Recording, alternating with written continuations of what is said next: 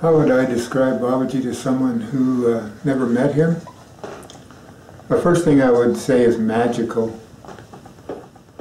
He was a magical man to me in the truest, best sense of that I word. loved to watch Babaji watch the games. He was so into it. He was never distracted. He was always watching, always cheering, always laughing.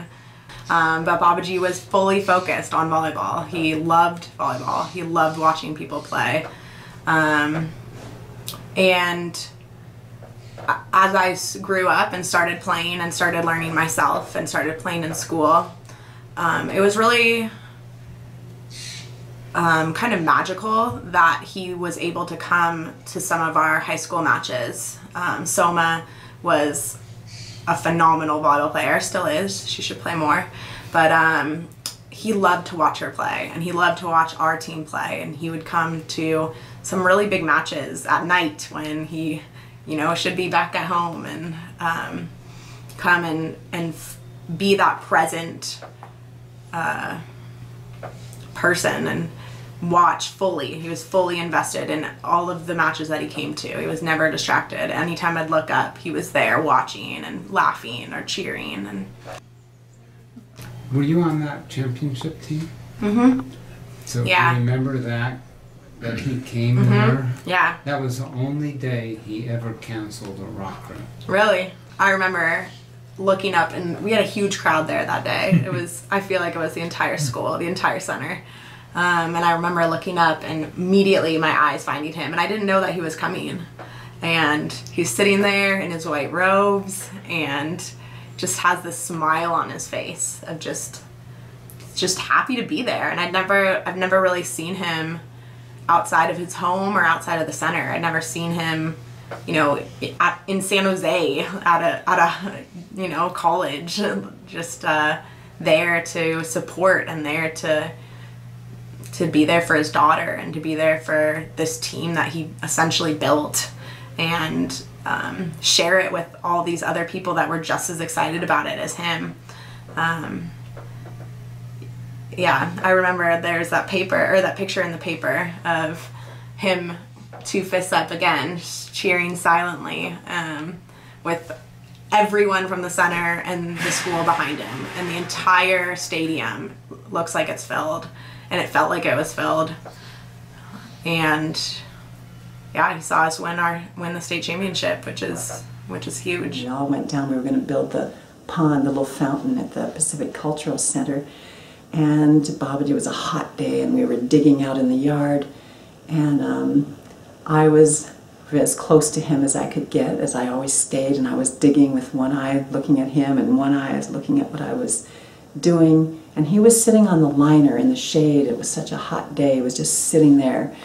And all of a sudden, he toppled over backwards. And I thought, oh my God, I just got here. Babaji, don't die. I need you so much. And I'm on the ground kneeling, and I'm holding onto the side. And Sudhir, you went and Sudhir got in with him, and Sudhir was holding him in his lap. And I'm crying, I'm looking, I'm going, please don't leave yet, Babaji. I just got here, don't die. And all of a sudden, Babaji opened his eyes, he rolled his head, and he just looked into my eyes for the count of 6 or 7. That's a long time. He gazed directly into my eyes, and I'm going, this is weird. Babaji's in my mind, Babaji's looking right into my eyes. But I remembered my prayer, and then he closed his eyes, he rolled his head back, and by the time I met him, I was like Arjun in the chariot. If I could compare myself as being as heroic as Arjun, that I just wanted to lay down my weapon and not do anything. I was very much, was going to cut the soles off my shoes, sit in a tree, and play the flute. And he had lots of other ideas, and was so loving about, you know, giving me license to do that, but also just he just kept redirecting my energy, and I'd fall apart, and he'd pick me up, or I'd get goofy, and he'd smack me down. You know, it was like, whatever, I felt like he just kept me going, trying to ask, what's my aim? What's my aim? Why am I here? in a way that I couldn't find at university, I couldn't find in relationship or living by myself in the woods. None of that was coming any clearer in my life. So he was a master of life and a saint. So he didn't have any self-interest. There wasn't anything I could give him. I mean, I tried, and there's nothing. He didn't need anything from me, and yet, you know, if I knit him a hat, he'd put it on his head for a couple minutes, and then he'd just take it off and give it to somebody else. He was always there, and had the right antidote for life, which was a miracle. It's a fascinating combination. I think that's what struck me about him, is that he wasn't like most of the gurus that I was shopping back in the day. You know, he wasn't a guy that seemed really pretentious, and that he wanted to be exalted and worshipped, and his way or the highway. And yet there was something beautifully fierce about him, and he also could be brilliantly stoic and sort of this passive observer. I don't know if he's passive, but he's certainly an observer. And then he could also be wonderfully prankish and puckish and impish. And those three qualities, yeah, you know, he looked like the standard Indian guru, I guess, if there's some stereotype. Of course, then he would spend most of his days up at Mount Madonna dressed in his work clothes, so he wouldn't sit there and be on high and greet those that were bowing to him. He'd be out there in the dirt, moving things around. Yet, when I reflect, it's about his adaptability. You know, he comes to this country, yeah, maybe he knows English because he learned it somehow. He's in silence, and he encounters us in the middle of this hippie counterculture world. And yeah, maybe he comes in with his discipline, and he never really deviated from his own discipline, which I love about him. But he was adaptable to our quirk and craziness around him, and he had to learn the culture and our limits, and he would, as a true teacher, he listened and was able to flex and adjust. Some things, you know, his own personal values, I felt he didn't fluctuate. Those were pretty solid for him. And yet how he taught and what he taught us, I think, was in flux. And I love that. I love that about him. The gratefulness toward Baba Hari Das and his teachings is so deep in me. I can't think of words to really express it per se. But so those are some of the teachings. I know, you know, Babaji. I also think of, there's a famous T-shirt that says something about, you know, meet people without fear, work hard every day, play. I think there's one more, but I can't remember what it is. But for me, those are elements that I think of as really important in my life, and I see them, and I see them in the community that Baba Hari Das helped to create. That joy and playfulness, the time to have fun, having friendly and fun competitions, and time to also think deeply and meditate and contemplate how we want to live in this world and how we want to be in this world. I think that it takes some time to explain the kinds of things that Baba Hari Das shared with me that became my personal culture. So number one, I think that the idea of service and selflessness are some of the teachings that I benefited from so personally by having a place to grow up that was safe and caring and just, you know, fun. This wonderful community was so connected to nature. I benefited from that idea. I think of his, it must have been from him that encouraged the adults and the people who guided the center, who led the center, to invite us to accept us as part of the community, like for years, really.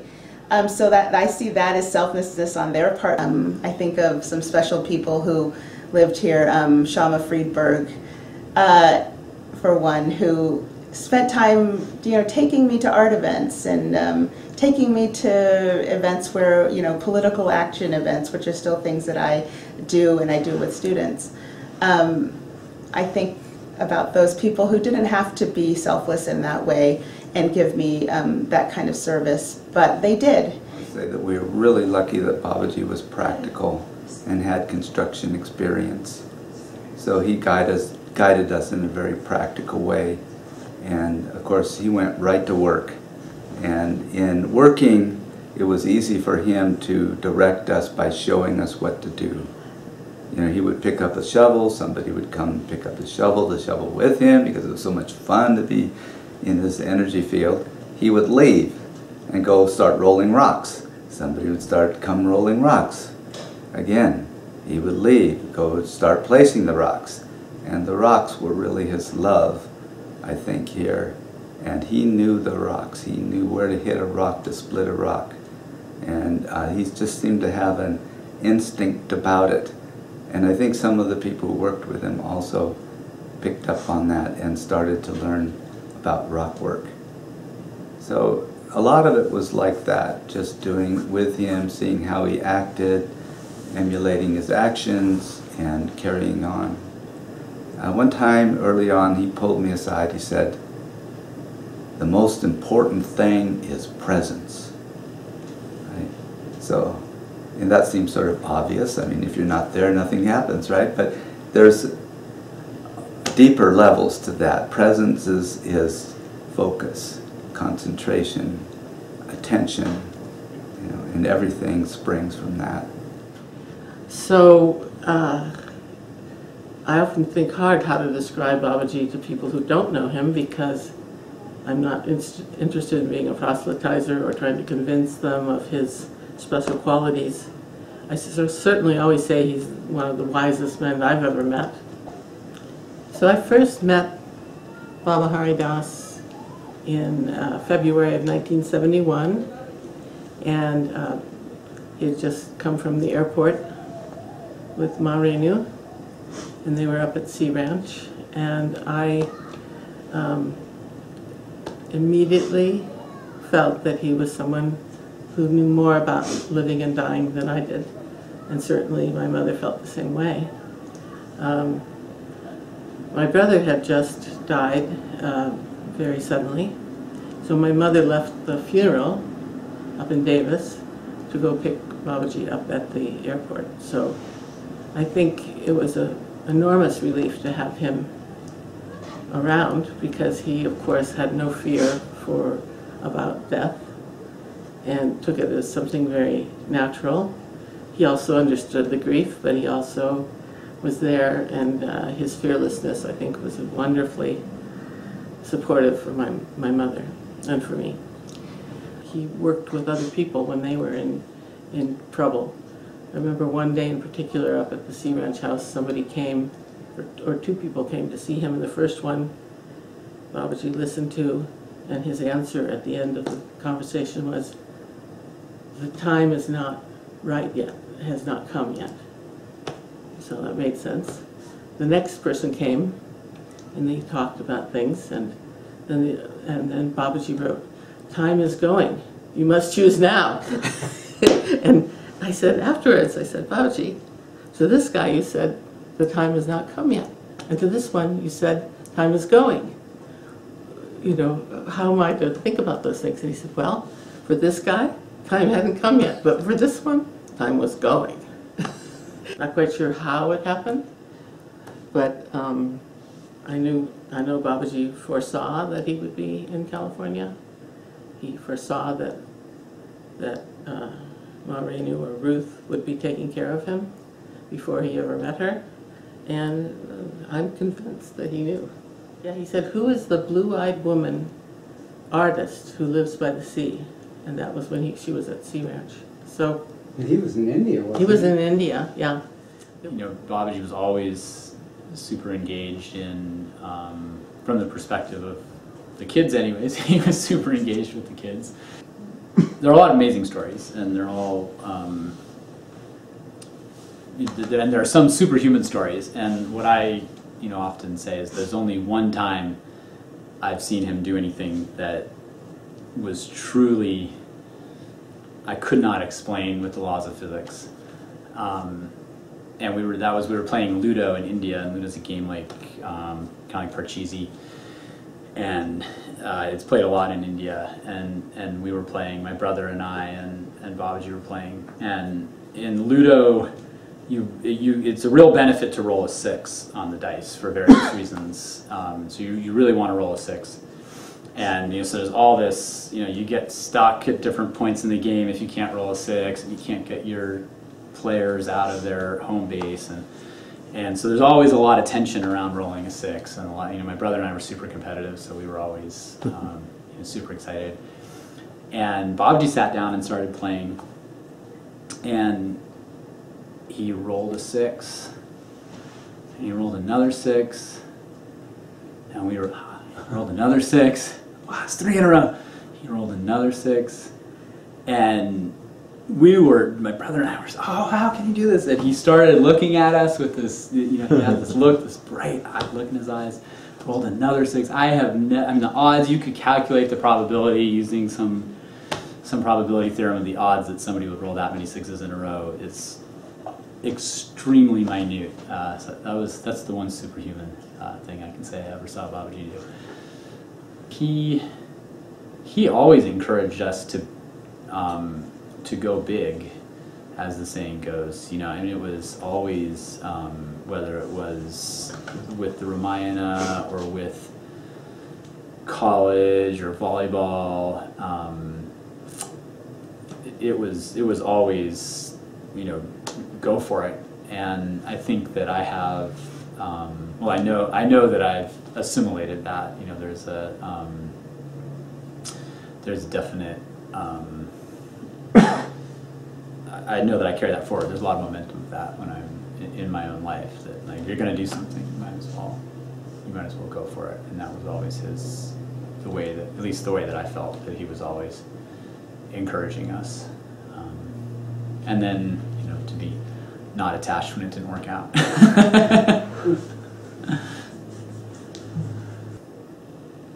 So I've wondered what I'll feel when he dies. I don't know what will happen in the future, but I felt that being able to connect with him after he was sick, and certainly not as he was when I was growing up, I felt thankful that I was able to have that experience. I feel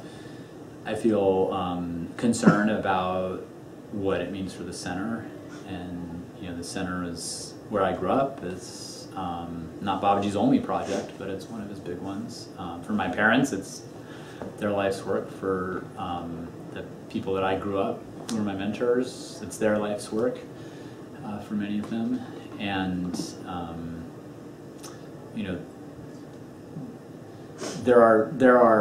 this is enough of a substantial transition that there are professors who study it, right? You can find at least one book called "When Prophets Die" by an actual historian at University of Kansas, looking at cases like this of groups that are formed around charismatic leaders, and what their long-term sort of life cycle is. And so this is not something it's like, oh yeah, everybody knows this is how you do it.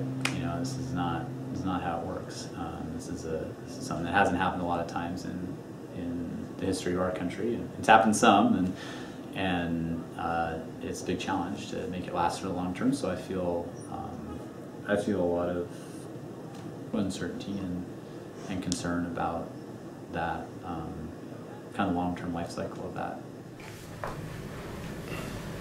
My name is Prem Das, and I met Babaji back in 1971. I traveled overland from Amsterdam all the way to India, buses and trains and walking and rickshaws, and found him by a miracle actually at the end, because the area that I wandered into in Ranchi, Bihar, India really wasn't too well defined with street names, and I didn't know quite where I was. So what happened was I got pretty close into the neighborhood, at least, an area that I thought was correct and that the rickshaw drivers knew was about right. And they let me off, and I wandered about, and I realized I didn't know where he was. Actually, I was completely lost. I had no idea where Babaji was. And I fell down on the ground. I was exhausted. My urine was red from traveling on trains and buses, probably from tea and water, who knows what. And I was really, really exhausted, and I just couldn't go another step. And I just went down on my knees on the road and just started crying. You know, it was really a powerful moment. A little boy came up to me and he says, "What's the matter? Why are you crying? What's the problem?" And I said, "I'm trying to find a guru that I'm here to meet, and I've come all the way around the world and I don't have the address. It's not, or I can't find it, I'm not sure." He says, let me see. "Oh, acha, acha, acha. It's right around the corner, I'll take you." And he picks me up by the hand and he guides me right to Babaji's home. And the gates are wide open, which never happens. It was just on that occasion. After that, they always keep the gates closed. And I went in, and to the left there was a small room, a partition room connected with the main little home. And again, the doors are open, and Babaji was seated there on his bed, in a raised bed, kind of a couch bed combination. And he was just sitting there like this. And that was it. I just felt so good. I just couldn't believe it, you know, that I traveled around the world, and that at the last moment I reached such a crisis moment, you know. I was just totally exhausted and just, you know, wasn't sure if it was going to work or not, or what would happen. And that was before. And he was, the light that was there and the warmth that was there was just overwhelming. I mean, India itself has such a deep, powerful, warm, loving, kind, gentle energy for the most part that I feel right away. I'm very sensitive to how an environment feels.